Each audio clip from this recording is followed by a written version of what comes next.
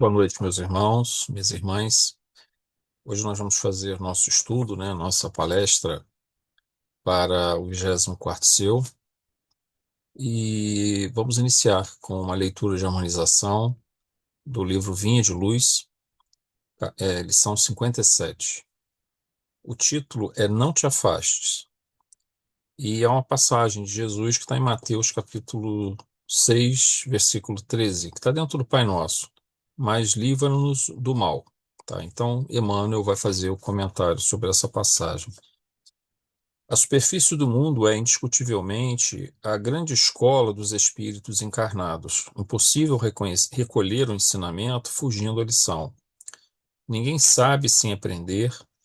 Grande número de discípulos do Evangelho, em descortinando alguns raios de luz espiritual, afirmam-se declarados inimigos da experiência terrestre. Furtam-se, desde então, aos mais nobres testemunhos, defendem-se contra os homens, como se estes lhes não fossem irmãos no caminho evolutivo. Enxergam espinhos onde a flor desabrocha e feridas venenosas onde há riso inocente. E condenando a paisagem a que foram conduzidos pelo Senhor para serviço metódico no bem, retraem-se de olhos baixos, recuando do esforço de santificação. Declaram-se, no entanto, desejosos de união com Cristo, esquecendo-se de que o Mestre não desampara a humanidade. Estimam, sobretudo, a oração, mas repetindo as sublimes palavras da prece dominical, ouvidam que Jesus rogou ao Senhor Supremo nos liberte do mal, mas não pediu o afastamento da luta. Aliás, a sabedoria do cristianismo não consiste em insular o aprendiz da santidade na santidade artificialista, e sim em fazê-lo ao mar largo do concurso ativo de transformação do mal em bem, da treva em luz e da dor em benção. O Mestre não fugiu aos discípulos, estes é que fugiram dele no extremo testemunho. O divino servidor não se afastou dos homens, estes é que o expulsaram pela crucificação dolorosa. A fidelidade até o fim não significa adoração perpétua em sentido literal. Traduz igualmente espírito de serviço até ao último dia de força utilizável no mecanismo fisiológico. Se desejas, pois, servir com o Senhor Jesus, pede a Ele, te liberte do mal, mas que não te afaste dos lugares de luta, a fim de que aprendas, em companhia dele, a cooperar na execução da vontade celeste, quando, como e onde for necessário. E nós vamos então fazer a nossa oração de abertura do trabalho dessa noite. Agradecendo a Deus, nosso Pai, nosso Criador, as bênçãos recebidas por mais esse dia em nossas vidas, Senhor, pela família, pelo lar, pelo nosso emprego, pelos nossos amigos, pelos nossos entes queridos, pelos nossos companheiros, pelo Centro Espírita, que é o nosso lar, que é o nosso templo, é o nosso hospital, é a nossa escola. A Jesus, nosso Mestre, te pedimos, Senhor, as bênçãos esta noite, para que, intuídos pelos bons espíritos, possamos fazer um bom trabalho, trazer a todos os nossos irmãos que puderem nos ouvir a esperança, a reflexão, o auxílio que for necessário, a divulgação de teu Evangelho, a divulgação de tua doutrina, Senhor. Muito obrigado. Tua paz, querido amigo, sempre conosco, por hoje e sempre. Que assim seja. Muito bem, meus irmãos, minhas irmãs. O tema de hoje é as 4 estações da alma. Então, nós vamos estar comentando aqui um pouco, é, fazendo uma analogia, entre as estações do ano e como seria essa analogia aplicado à alma, ao espírito humano. Nós sabemos que todo o nosso universo e, digamos, todos os desdobramentos do universo, desde o átomo até o corpo humano, até o nosso planeta, o nosso sistema solar, a galáxia, tudo vive em função de ciclos, né? Que se repetem, ciclos que se repetem. É claro que o tema de hoje, nós temos um ciclo, né, de estações do ano, que nós vamos aplicar metaforicamente a ideia essas estações da alma, mas muitas das vezes esses ciclos eles não necessariamente seguem a ordem das nossas, às vezes seguem, mas não necessariamente. Às vezes o momento que nós estamos vivendo representa uma dessas quatro estações, mas não necessariamente vai seguir a ordem das estações do ano do nosso mundo físico, né? Às vezes até isso pode acontecer. Nós sabemos que nós temos o inverno, né, que está para chegar. É um momento onde nós temos que as plantas, que os próprios animais, todos procuram economizar suas energias, suas forças. Nós temos pouca luz disponível, temos uma diminuição da temperatura, obviamente uma diminuição da atividade metabólica e das atividades gerais, onde o ser procura mais sobreviver nesse período, isso do ponto de vista físico. Logo depois vai surgir a primavera, aí começam a chegar as chuvas, aos poucos, né? Depois começam a aumentar a duração do dia, diminuir a duração da noite, então há mais sol incidindo sobre as plantas, há mais atividade metabólica, as flores aumentam, né? As plantas florescem para ter a reprodução, os animais também ficam mais aptos à reprodução, a vida ressurge novamente com intensidade na primavera. Logo depois vem o verão, que é o ápice desse processo de calor, de dia mais alongado, de noite mais diminuída, onde nossas forças estão no seu ponto máximo, de realização também. E logo depois começam a surgir o outono. E o outono é o momento que ainda se colhe os últimos frutos plantados no verão, né? O verão nós colhemos frutos plantados na primavera, alguns frutos poderão ser colhidos ainda no outono, mas no verão aquilo que a gente plantou a gente vai colher um pouco no outono ainda e guardar um pouco desse excedente para passarmos o inverno e aí recomeça-se todo esse ciclo. Dentro da nossa concepção que nós propomos, o que é para a alma essas estações? Inverno, primavera, verão, outono. A primeira coisa que nós temos que entender, elas existem de duas formas, dentro dessa analogia, dessa metáfora, né, que a gente está fazendo. Primeiro, ela é interna, nós passamos por essas estações internamente, e nós temos um elemento externo, nós somos afetados pelo mundo em que nós estamos, seja ele no plano espiritual, e principalmente encarnados no plano material, nós somos afetados por uma série de fluxos de transformações que modificam nossas vidas, que alteram o ambiente em que nós nos encontramos. Então, nós podemos dizer que nós temos estações no seu sentido externo, estações no seu sentido interno, daquilo que nós estamos vivenciando. Afinal de contas, nós também trazemos uma bagagem grande do passado, muitas coisas precisam ser trabalhadas, muitas coisas, muita luz precisa vir à tona, mas também muita sombra precisa ser iluminada. Isso exige trabalho, isso exige esforço, a dor virá inevitavelmente, mas também virá a esperança, virá a fé, virão os recursos, né? Inclusive externos, para ajudar a trabalhar essas questões internas. E então nós começamos com o conceito do que seria o inverno para a criatura, para a alma. O inverno é aquele momento, se nós falarmos de pouca luminosidade, né? No inverno os dias são curtos, as noites são longas, então é um momento de incerteza. A noite nos traz uma certa incerteza, nós não conseguimos ver bem o caminho, né? As coisas que estão acontecendo. Existem momentos mais difíceis dessa conexão espiritual, nesse inverno da alma. Todos nós passamos por isso. Então vejam que isso aqui nem se refere tanto ao externo, essa dificuldade de conexão espiritual muitas das vezes é uma fase interna do indivíduo, mas pode ser externo também, em momentos difíceis que estaremos passando e a nossa fé vacila, a nossa fé balança diante dessas adversidades. O inverno da alma não é uma época para desenvolvermos muitas coisas, é uma época para transitarmos por ela, poupando energia.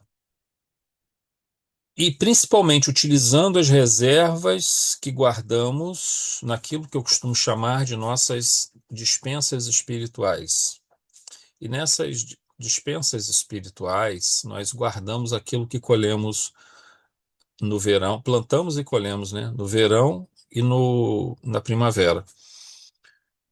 E colhemos um pouquinho ainda também no outono. Ainda chegamos a colher um pouco daquilo que plantamos no outono, no verão. Colhemos no outono. Nós temos que guardar um pouco desse alimento espiritual, que é o conhecimento, que é a fé, que são as boas obras, que são as relações de amizade, de companheirismo que estabelecemos, nossas conexões espirituais. Tudo isso vai encher as nossas despensas espirituais. E é no inverno que nós vamos utilizar um pouco desse material, porque nós estamos um pouco mais tolhidos por circunstâncias externas ou às vezes por circunstâncias internas. Não necessariamente essas duas coisas coincidem, esses momentos. Às vezes, interiormente, nós estamos até bem, passando por um período, sei lá, um verão interno, vamos chamar assim. Mas às vezes os fatores externos são muito fortes no sentido de produzir dor, de produzir dúvidas. Nós vemos muitas pessoas assim, nós vamos trabalhar um pouco mais essa questão com mais calma. Mas é importante entendermos isso. Assim como as plantas se recolhem no inverno, elas têm uma baixa produção metabólica, os animais também, nós também no inverno da alma, a nossa psique procura se proteger de uma certa forma. Mas se proteger não significa ter que ficar sofrendo ou se afastar da busca espiritual, pelo contrário. Mas só que se nós tivermos as nossas despensas vazias, nós não acumulamos nenhum mérito, nós não acumulamos conhecimento. Quando tudo estava bem, nós não criamos coisas boas, não entregamos coisas boas ao mundo. Então, esse inverno vai ser um inverno mais difícil, mais complicado, né? No inverno nós temos o frio. O frio nós vamos comparar aqui com a dor. A dor chega e ela traz uma insegurança, né, muito grande para nós. Vejam, a nossa evolução espiritual, ela não é uma linha reta ascendente. Ela se faz por movimentos circulares ascendentes, que nós vamos chamar de uma espiral ascendente, mas também por certos movimentos de recuos e avanços. Diante de certas dificuldades, nós precisamos dar um passo atrás para reforçar, respirar e novamente pegar fôlego para seguirmos em frente. Não conseguimos seguir direto o tempo todo. Sempre vai haver um inverno da alma. Sempre vai ocorrer o outono da alma, que também é um momento de reflexão não tão forte quanto o inverno. No outono nós ainda conseguimos, primeiro que estamos colhendo frutos ainda do plantio do verão, mas nós estamos numa fase de maior reflexão e introspecção, né? Há uma oração judia, uma oração do judaísmo que nós encontramos, e ela é citada no livro do Newton Bonder, que é um rabino que eu costumo ler de vez em quando, e tem obras muito boas. E ele diz o seguinte: há uma oração judaica que ela louva a Deus, ela agradece a Deus pelo cantar do galo. E isso pode parecer estranho para nós, mas por que eu vou ser é, grato a Deus porque um galo canta de madrugada? Bom, vamos lá. Meia-noite, o que é meia-noite? É exatamente a metade, se nós olharmos um período talvez mais difícil, que seria o período do inverno, onde a noite é mais longa, começa a escurecer às 6 horas e começa a clarear às 6 horas. Então, quer dizer, 6 horas da tarde começa o início da noite e o fim da noite é às 6 horas da manhã. Meia-noite é o momento onde a noite está mais alta, onde a escuridão é mais intensa. Comparando com a questão metafórica que nós estamos trabalhando, essa analogia, seria aquele momento mais difícil de nossas vidas, onde nós perdemos um ente querido, podemos estar doentes, podemos estar desanimados, podemos ter tido uma separação de nosso casamento, algum projeto nosso pode ter fracassado, que nós investimos muita energia, muito tempo. Então, nesse caso, isso é o inverno. E o inverno, aquele momento mais é, escuro, que é a meia-noite. Muito bem. Todos nós vamos sentir uma certa angústia nesse momento. E, no entanto, quando chega lá pelas 3, 4 horas da manhã, 4 horas da manhã, o galo começa a cantar. E o que que isso anuncia? E ele começa a perceber, pela sabedoria do reino animal, pela, pelo pensamento de Deus manifesto na sua obra, na sua criação, que não tarda a chegada dos primeiros raios de sol, né? Então, o que essa oração louva pelo canto do galo é que, da mesma forma que essa noite chegou no seu momento mais forte, que é o inverno da alma também, de certa maneira, à meia-noite, agora às 4 da manhã, ela começa a ser uma noite menos intensa, e daqui a pouco, lá para as 5 horas, 5 e pouca, aí vai começar a aparecer os primeiros reflexos muito levinhos desses raios de sol. E às 6 da manhã começa a aparecer esse sol. Então, o que essa oração nos fala é de esperança, que enquanto houver esse canto do galo, nós sabemos que o sol virá. É mais ou menos uma linguagem meio poética, mas ela se transformou numa oração, é uma bela paisa- passagem da forma humana como ela reconhece a presença do Criador. E, e nas pessoas que vêm ao centro espírita, muitas delas estão passando por esse inverno da alma. Algumas com câncer, por exemplo, no meio de um tratamento difícil, doloroso, esse é o inverno da alma. Ela vai ter que usar essas reservas que foram acumuladas e guardadas nessas despensas da alma. Se ela não tem essas reservas, esses alimentos da alma guardados nessas despensas, elas estão vazias, ele vai ser mais doloroso esse processo. Mas se ela conseguiu acumular esse alimento ali, que foi obtido nos momentos mais favoráveis, então ela passa por isso de uma maneira menos dolorosa, menos difícil. Então, muitas das vezes nós vemos as pessoas passarem por um câncer com muita dificuldade. Outras vezes nós vemos uma pessoa passar pelo câncer e para aquela pessoa ali, esse inverno, vamos botar assim, conseguiu se passar por ele com uma dor e com uma insegurança muito diminuída. Nós conhecemos uma pessoa assim nas nossas orações intercessórias do nosso centro espírita, o Jesus Maria José aqui em Vassouras, uma pessoa que nos pedia oração, ela é de Minas, e agora ela está finalizando já o tratamento dela, está curada. Agora são aqueles protocolos, né, de acompanhamento após a quimioterapia, a radioterapia, a cirurgia que foi feita. Agora são os protocolos de acompanhamento, mas ela está curada, não há mais metástase. Haviam metástase, não há mais. E ela passou por isso com uma fé, com uma confiança impressionante, tá? Ela estava sempre dizendo para quando a gente conversava, eu vou me curar, eu vou ficar bem, eu vou conseguir superar isso. Então, era uma maneira diferente de passar pelo inverno da alma. Mas por quê? Porque ela soube desenvolver esses valores. Já uma outra pessoa, conhecida nossa, que de vez em quando também estou em contato com ela, não consegue lidar com a desencarnação de sua irmã, que ocorreu ano passado. Por mais que a gente converse, por mais que a gente explique, por mais que a gente passe, ela não é espírita, tá?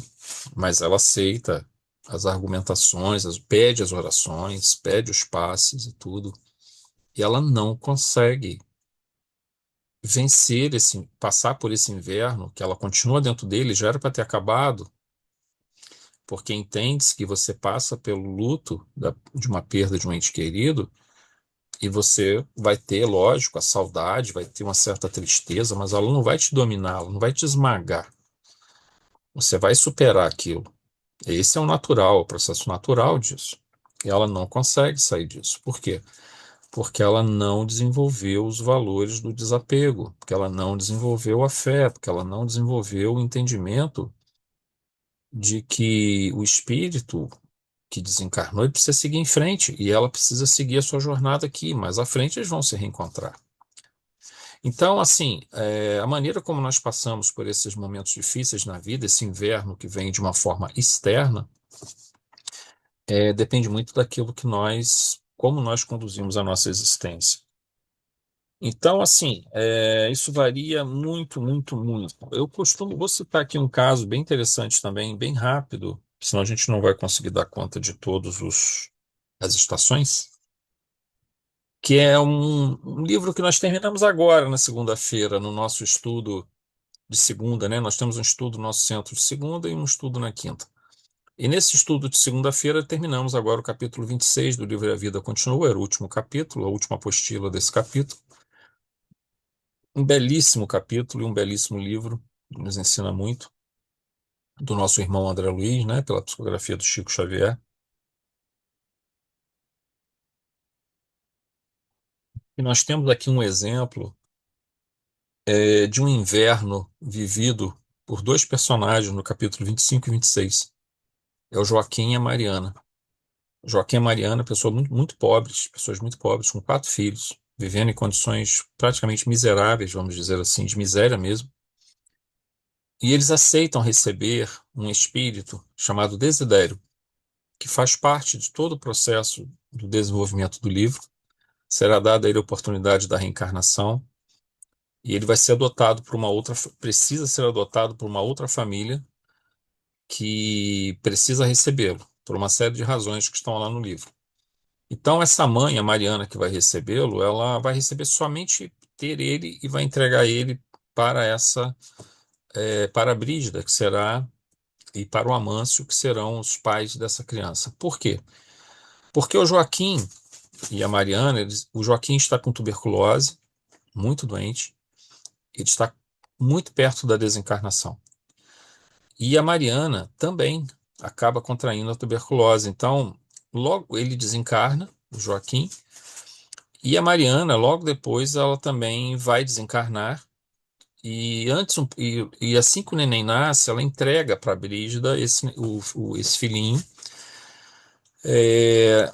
Antes dela desencarnar, antes dela ter o neném, ela entrega os outros quatro filhos para parentes, para que eles pudessem cuidar das crianças, porque ela sabia que ela já pressentia que ela iria desencarnar. Aqui nós temos um inverno da alma, por fatores que não são internas do espírito. Veja, mesmo sendo uma doença física, ela é externa em relação ao espírito, tá? Porque ela não vem da psique, ela está vindo de um problema no pulmão muito grave que vai comprometer, obviamente afeta o espírito, o entristece, causa ali a insegurança, mas ela é externa, né? É um fator externo. E essa tuberculose leva ela à desencarnação e leva o Joaquim à desencarnação. No entanto, os dois conduziram com tanta dignidade suas vidas, souberam abastecer essas dispensas espirituais com o alimento da alma de tal maneira, com uma vida muito digna, de muito trabalho, de muita fé, eles sempre mantiveram a fé e a gratidão, sempre louvaram a Deus, mesmo na doença, mesmo na adversidade. e são recebidos com muita ajuda no plano espiritual. Então, esses personagens desse livro passam, esses dois personagens, pelo inverno da alma sem sem esse grande nível de sofrimento. Há um sofrimento, sim, quando você olha de fora, mas olhando por dentro deles, pela psique, pelas suas emoções, pela maneira como eles processavam aquilo, eles entendiam que era um desígnio divino. E eles passam bem por esse processo e facilitam muito o auxílio que eles vão receber. Então, esse é um exemplo, assim como nós temos exemplos de pessoas que estão passando por dificuldades, que nos pedem oração, que passam muito bem por esse processo. Então, mesmo no inverno da alma, você consegue passar por ele. Lembremos, né, também essa oração judaica que o Newton Bonder nos traz, que é o canto do galo, né? Louvar esse canto do galo que nos indica a chegada da luz e o fim da escuridão. Sempre isso vai acontecer. E logo depois, então, chega a primavera. A primavera é aquele momento, como nós falamos, né? Onde as plantas começam a produzir flores, onde elas retomam por conta da luz que aumenta a luminosidade, os dias se tornam já mais longos, as noites mais curtas, tem mais sol, já começa a vir com menos intensidade, mas vem chuva, já começam a vir as chuvas que não estavam vindo no inverno. A chuva fecunda o solo, né? E permite, do ponto de vista aí das plantas, dos animais, a fase da reprodução, né? De nova geração de vida, né? Para o espírito, é a renovação das energias também, com novas expectativas, com ideais, com realizações, com planejamentos. A primavera do espírito é aquele momento de retomada, de sair desse momento difícil, onde o espírito esteve no inverno, e ele agora tem um benefício de fatores externos que o impulsionam, esses fatores externos que o impulsionam e nos ajudam. Nós dependemos muito desses fatores externos aqui na Terra. Nós falamos muito sobre o cultivo de um estado espiritual que é muito interno nosso, cultivá-lo de uma maneira muito forte, com muita fé, com muita esperança, com muito estudo, muita reflexão. É claro que isso é fundamental, é o que nós buscamos, mas nós, encarnados aqui principalmente, estamos muito sujeitos às influências do meio, influências do corpo físico, influências espirituais e influências inconscientes ou subconscientes que recebemos, inclusive, de vidas passadas. Mas as influências do corpo físico, as influências do meio são muito fortes. Então, nós somos desafiados a conviver, muitas das vezes, em situações externas que nos dificultam, é o que nós chamamos desse inverno. Na primavera é diferente, as situações são mais tranquilas, por exemplo, a nossa família está mais tranquila, não há uma doença grave conosco, nós estamos no emprego que nos assegura um salário digno, correto, bom, os nossos planos estão podendo ser realizados. Essa é a primavera do espírito, ela surge sempre depois das grandes dificuldades, né, que se iniciam. A esperança e a fé, elas estão agora, que foram muito necessárias para lutar contra as adversidades no inverno, agora elas são naturalmente estimuladas, porque você sai daquela situação difícil e consegue respirar finalmente. Conseguiu sair daquela situação difícil. Em geral, nós estamos falando aqui das inúmeras possibilidades de termos ao nosso lado muitos irmãos que nos ajudam, que nos impulsionam, situações que surgem, tarefas que surgem, projetos que começamos a desenvolver. Então, assim como as árvores soltam as suas flores, né, para que ocorram a fecundação dessas plantas pelos insetos, a polinização, que vai gerar novos frutos, né, que virão. As nossas ideias também são fertilizadas nesse aspecto. E com essas ideias, novos projetos, novas realizações virão. A primavera da alma é um momento muito interessante. Ele não é um momento introspectivo, como nós falamos no caso do outono, que nós vamos falar dele. A primavera ele é mais externo, no sentido de você consegue colocar mais para fora as suas ideias, conversar mais intensamente, é, se sentir melhor para compartilhar com as pessoas e colocar em prática aquilo, materializar aquilo que você desejava já como um fruto do teu pensamento. Ainda pegando um exemplo do nosso livro E a Vida Continua, nós temos dois personagens também neles que vêm desde o começo do livro, a Evelina e o Ernesto Fantini, e no capítulo eles passam por muitas dificuldades, viu? Durante o trabalho nesse livro. Eles passam especialmente por três fases aqui, bem caracterizadas. O inverno, que ocorre logo assim, no início do livro, pelo capítulo 3, eu acho, mais ou menos, quando eles vão desencarnar, um pouco antes da desencarnação, na sua desencarnação, que é feita no sentido assim, por exemplo, o Ernesto não sabia bem se havia vida após a morte, ele se debatia com essa ideia, eles estavam com uma doença grave, todos os dois. A Evelina trazia muitas dores do passado, da sua vida, que ela não conseguiu trabalhar bem. Podemos dizer que ali havia um inverno ou um outono, né, da alma. Eles passam por essas adversidades, no plano espiritual eles são muito bem acolhidos, mas eles têm muitas dúvidas, dúvidas, dúvidas, eles tomam muitos choques na vinda à Terra e contato com seus familiares que ficaram, e tomam conhecimento de muitas coisas que os deixam assim, tanto o Ernesto quanto a Evelina os deixam muito ansiosos, muito preocupados, então ali é um outono e um inverno. Mas quando essas coisas vão se desenrolando, vão se desenvolvendo, eles vão tendo oportunidade do trabalho, esse livro finaliza com eles na sua primavera da alma. Por quê? Porque eles estão cheios de planos, estão trabalhando, estão cheios de planos para eles, que vão reencarnar daqui a uns 30 anos, mais ou menos. Por enquanto, eles estão numa tarefa, eles foram investidos numa tarefa de estar meio que como guias espirituais, espíritos protetores de todos aqueles que eles ajudaram a reencarnar, que faziam parte dos familiares e amigos e companheiros deles, com muitos problemas, essas pessoas, e eles ajudaram muito, estão se desenvolvendo muito bem na forma como o livro coloca, como o André Luiz coloca a situação deles. Então aí nós temos esses dois espíritos vivendo, de certa maneira, essa primavera da alma.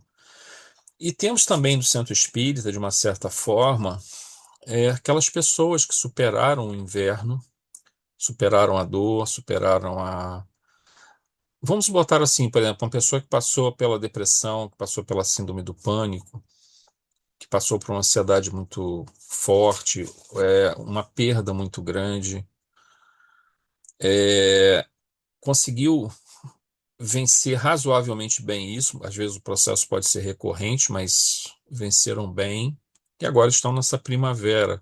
Estão buscando aprender mais, conhecer mais, é, se conectar mais com o divino, valorizar isso.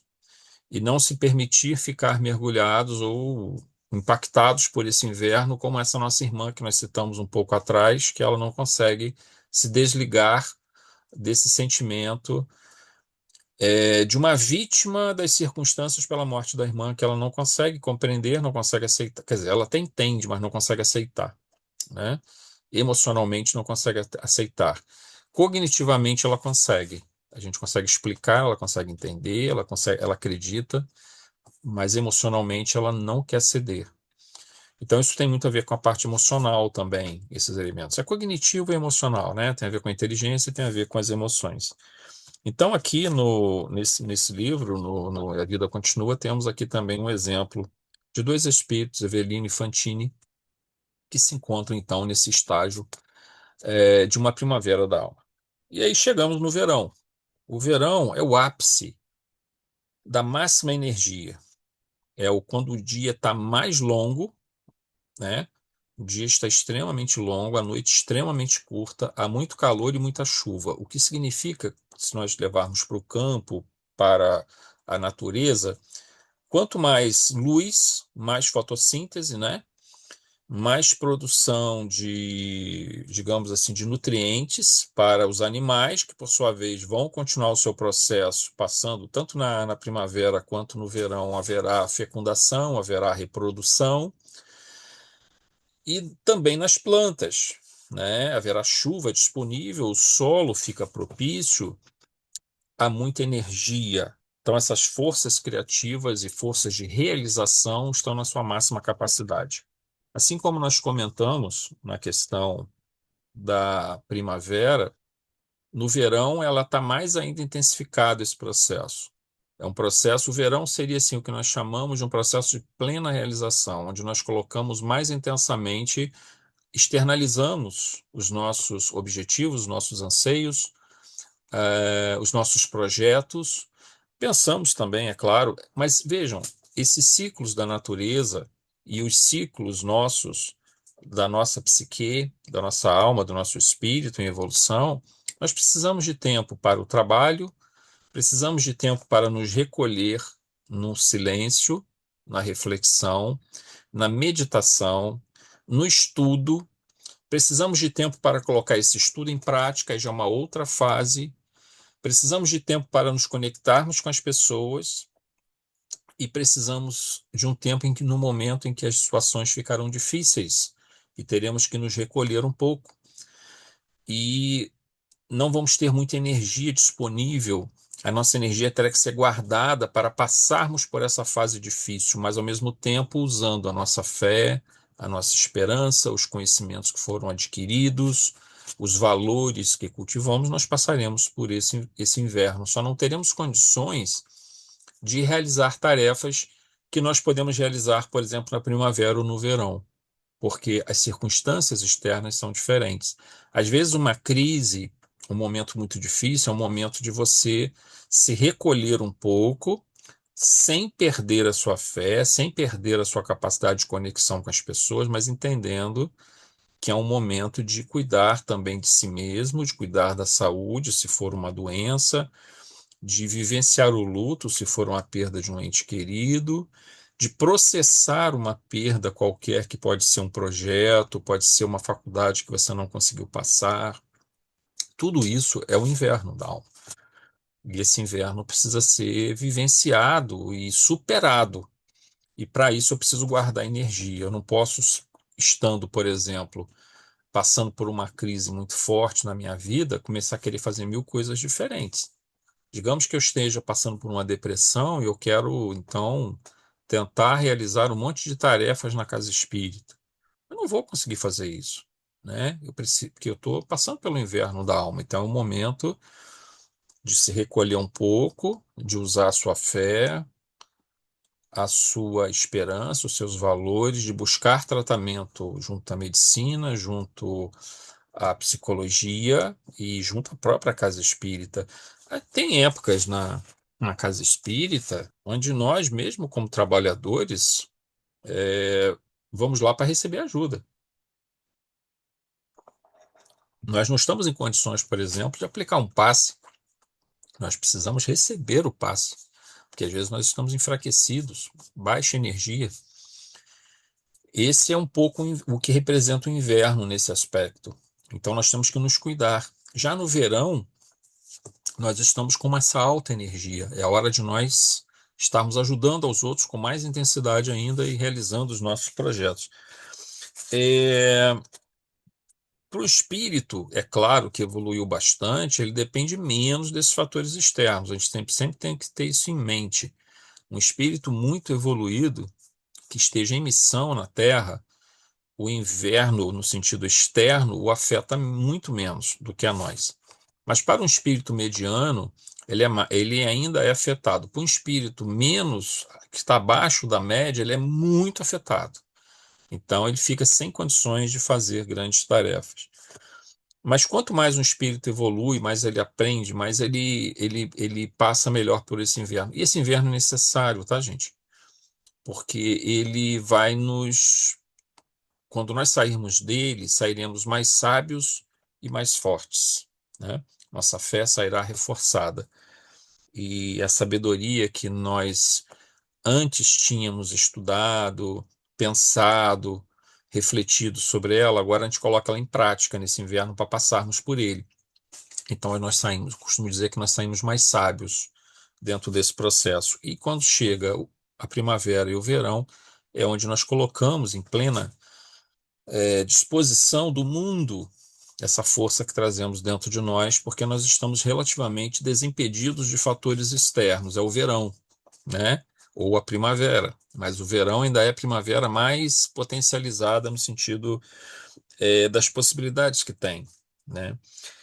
É, a gente aqui pode comparar também com outro livro que nós estamos estudando, que é Entre os Dois Mundos, do Manuel Filomeno de Miranda, pela psicografia do Divaldo Pereira Franco. Nós temos aqui dois personagens extraordinários do ponto de vista espiritual, que é o próprio Manuel Filomeno e José Petitinga, que é um pouco o mentor do Manuel Filomeno. É um livro maravilhoso de estudos de questões da psicologia humana, de obsessões. É maravilhoso esse livro. E há um momento nele em que eles visitam essa equipe espiritual que veio realizar uma série de tarefas, é uma grande equipe, tá? Ligada a um espírito chamado, não é ligado, na verdade, eles estão obedecendo a um planejamento feito por um espírito chamado Policarpo, um espírito muito evoluído, numa colônia espiritual, de onde eles que foram visitar essa colônia espiritual, e planejou uma grande equipe de vários, são mais de 100 espíritos, formando equipes de 4, 5, que vão para vários lugares realizar várias tarefas. E no caso, numa dessas equipes está o Manuel Filomeno, José Petitinga, que foi um espírita lá do final do século XIX, início do século XX, na Bahia, os dois na Bahia, tanto José Petitinga quanto Manuel Filomeno. E junta-se a ele um mentor deles também, de certa forma, ainda mais experiente que eles, um psiquiatra chamado Dr. Arquimedes, né? Esses três, eles estão, digamos assim, se nós pudéssemos dizer, nessa condição de desencarnados, aí nós estamos falando agora de um espírito desencarnado, eles estão no verão, o verão da alma. Plena capacidade de aprender, de fazer atividade o tempo todo, ajudando um, ajudando o outro, orientando e aprendendo também. No verão se aprende também muito. Vejam, na primavera e no verão nós falamos muito de fazer, porque temos essa alta energia, mas também é tempo de aprender também.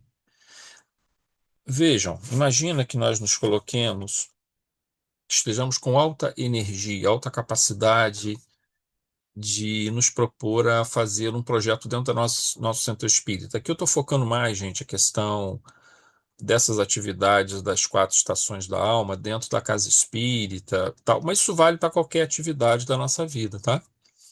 Só que a gente aqui está com o nosso objetivo, obviamente, voltado mais para o espiritual. Então, dentro da casa espírita, digamos que nós temos um projeto. Nós vamos visitar uma família, ou várias famílias, vamos levar a cesta básica e vamos tentar ajudar aquela pessoa também nas questões espirituais, nas questões de desequilíbrios que existam lá dentro.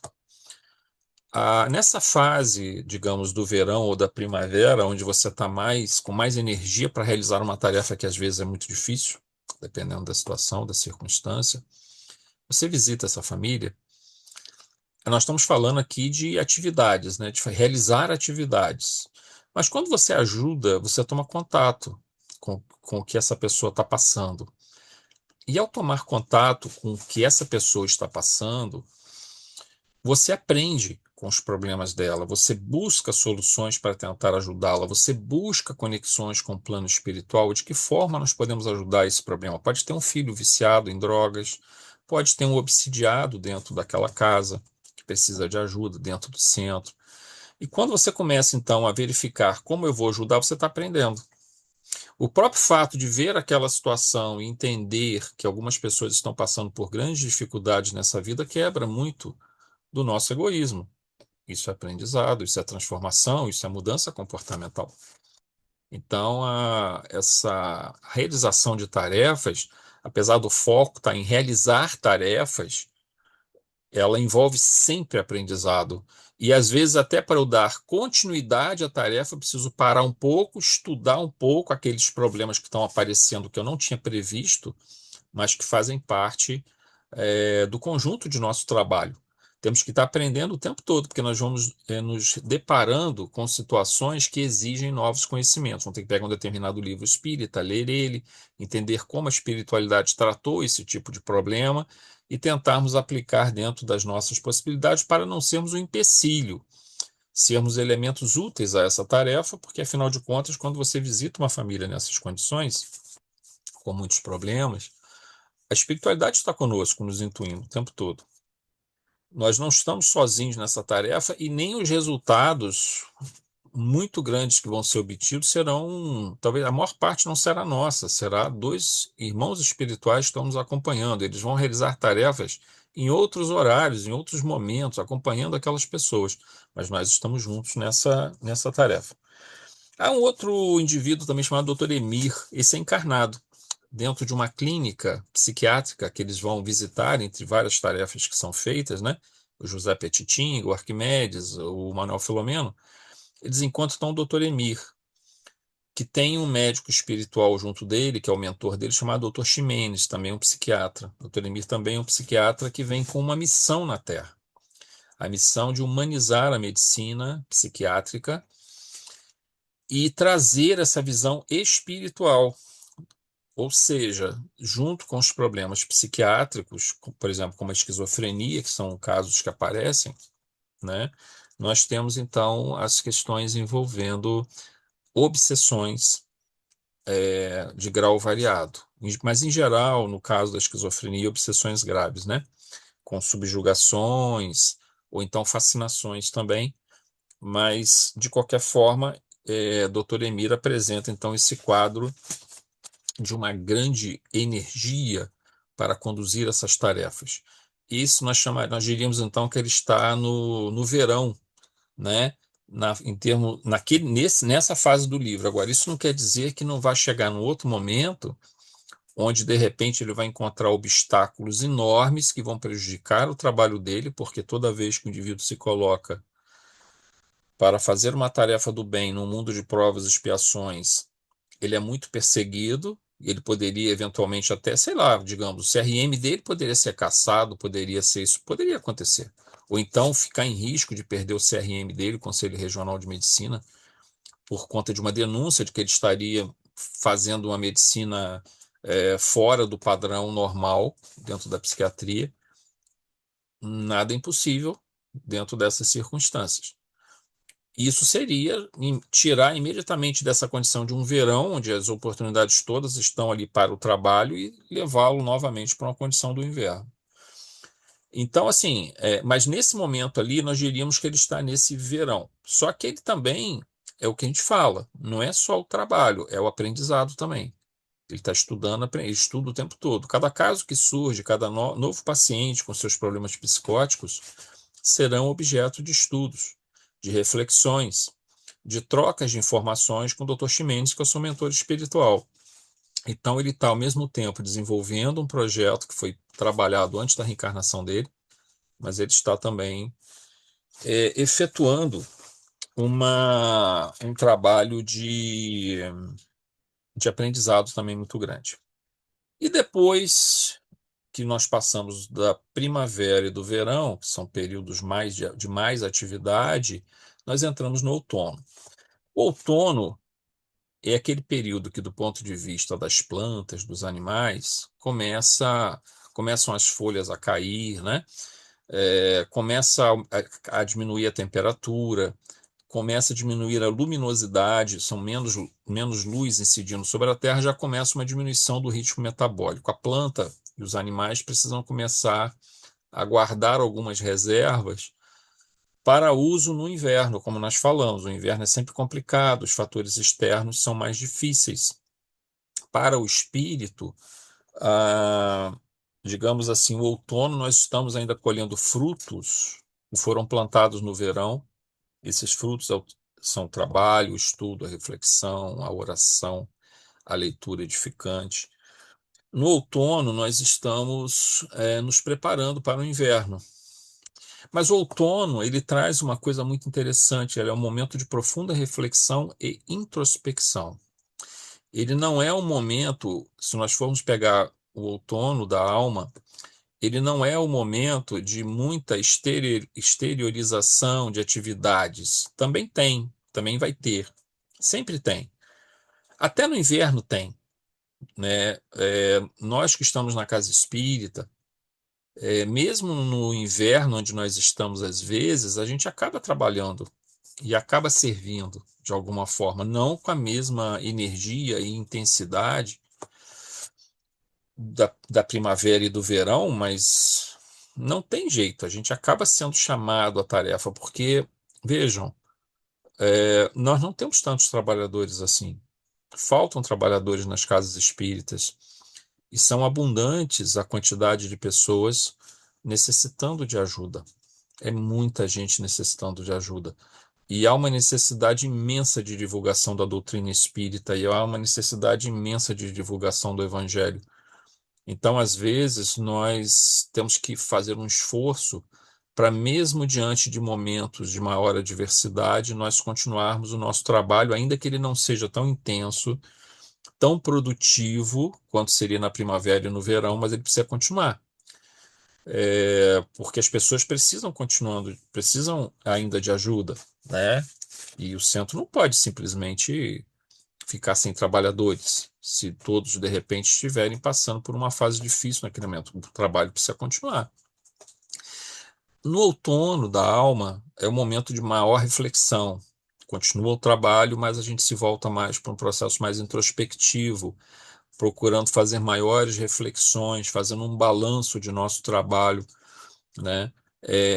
Fortalecendo certos valores que nós temos, né? A gente diminui um pouquinho esse ritmo, né?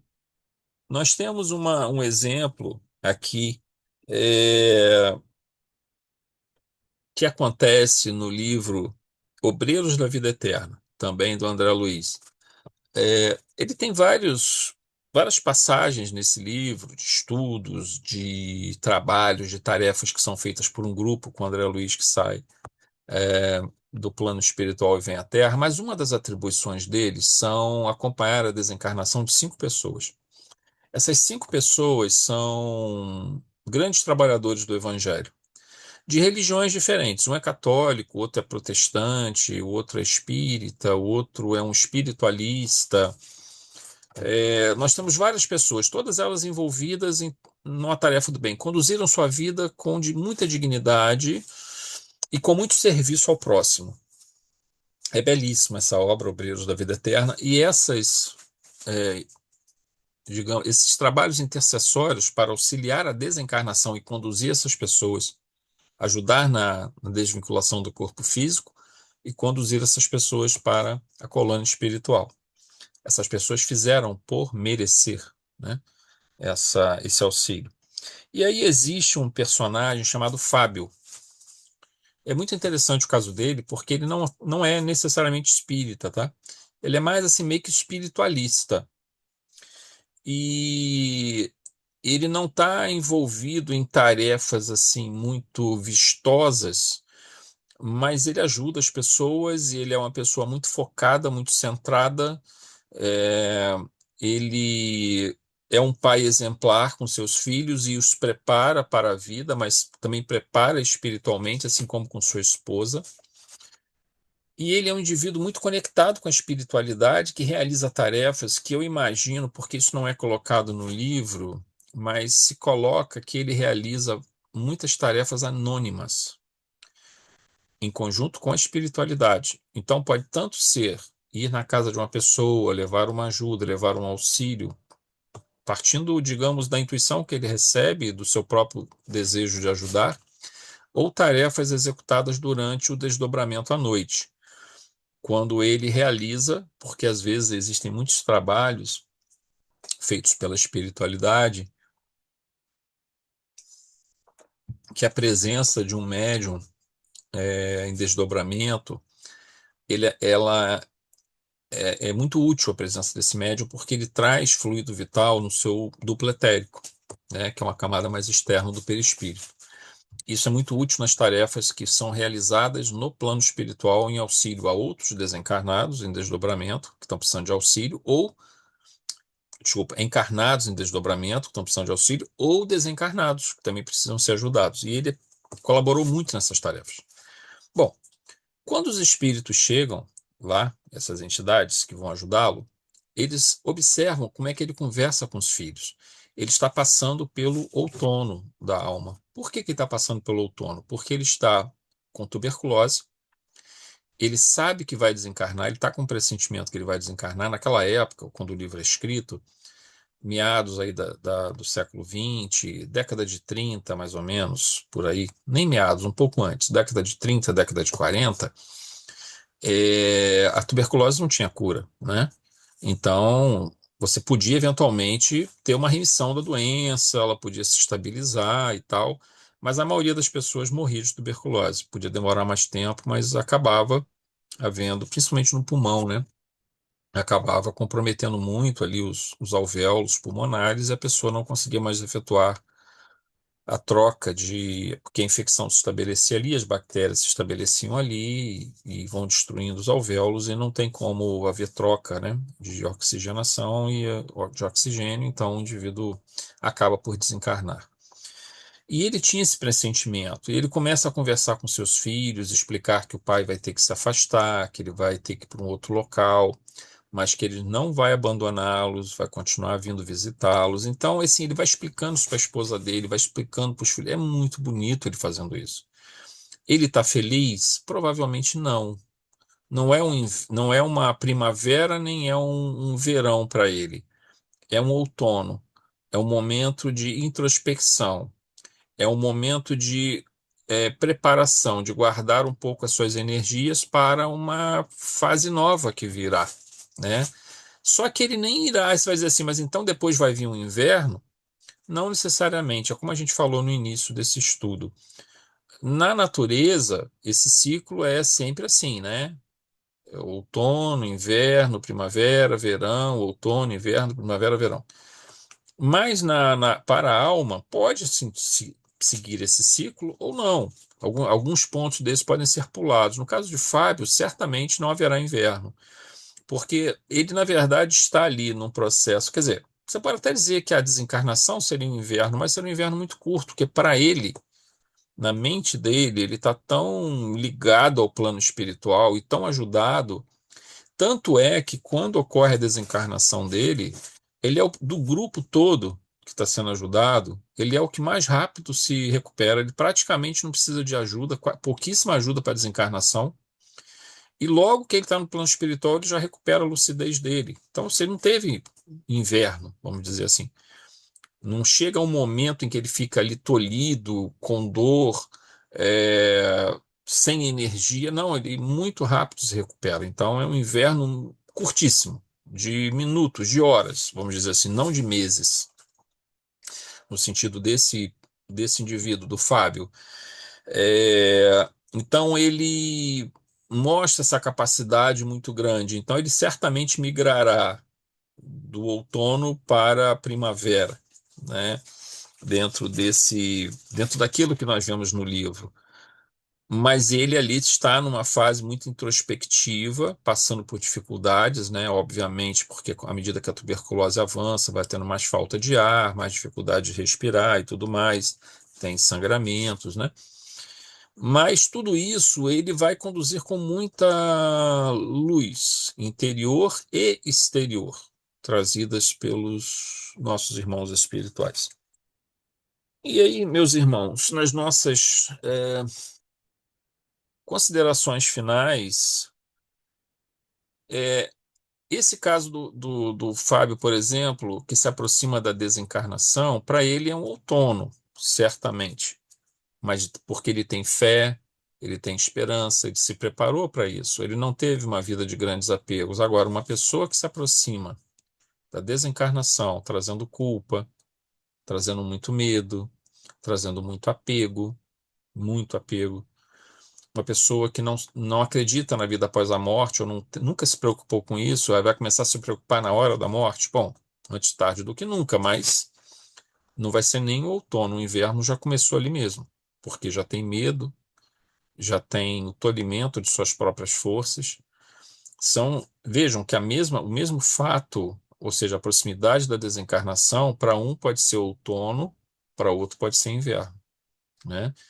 Porque depende muito da forma também como nós lidamos com isso. Pode nos impactar muito, pode nos impactar menos, né? Aí o indivíduo desencarnou, mas vamos dizer que não é o caso do Fábio, que ele é um ponto fora da curva, né? No nosso estudo, mas vamos dizer que nós temos muitos casos, e aí também nós oramos muito por desencarnados, e as respostas que nós recebemos pelos nossos médiuns é que nós observamos que, por exemplo, em casos de. Assim, é muito variado esse processo, né? Tanto desencarnações abruptas, quanto tipo assim, um acidente de carro, quanto desencarnações que são oriundas de uma doença de longo prazo, em que o indivíduo teve tempo de fazer essa reflexão com mais cuidado. Nós sabemos que as desencarnações são muito variadas, né? Muitas formas que se desencarnam, mas nesse caso específico de uma desencarnação, nós diríamos que ali nós temos um outono, um inverno, de uma forma mais assim que seria mais comum, e logo depois uma primavera. Depende. Por exemplo, digamos que o espírito vá para o umbral.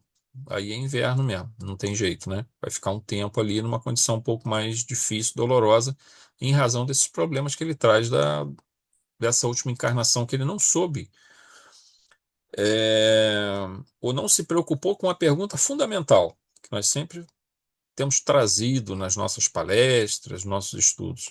Aquela pergunta que nós deveríamos nos fazer: o que Deus espera de mim?